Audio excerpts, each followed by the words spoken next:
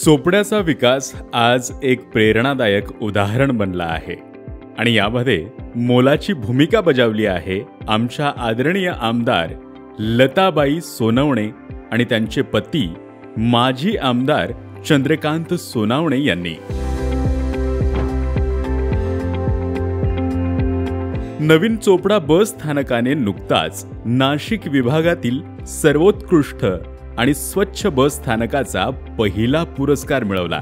हा विकास केवळ सुव्यवस्था नाही तर स्वच्छतेच्या प्रती असलेले कटिबद्धतेचं प्रतीक आहे।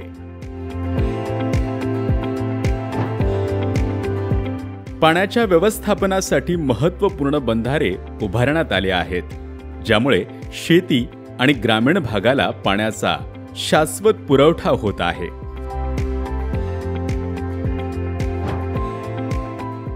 चोपड्यात नवनवीन तंत्रज्ञानासह सुसज्ज असे रुग्णालय उभे करण्यात आले आहे, ज्यामुळे आरोग्य सेवा अधिक प्रभावी आणि लोकांसाठी सुलभ झाली आहे।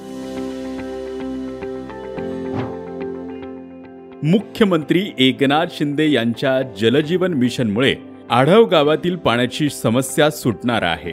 पाणी टाक्या आणि पाईपलाईनचे काम सध्या जोरात सुरू आहे। आमच्या आढाव गावाला तीव्र पाणी टंचाई होती।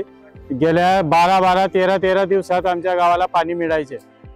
आमचे कार्यसम्राट आमदार माननीय लताताई सोनवणे व आमचे नेते माननीय माजी आमदार चंद्रकांतजी सोनवणे यांच्या प्रयत्नाने आमच्या गावाला जल जीवन मिशन या योजनेअंतर्गत 38 कोटी रुपयाची पाणी पुरवठा योजना मंजूर करण्यात आली।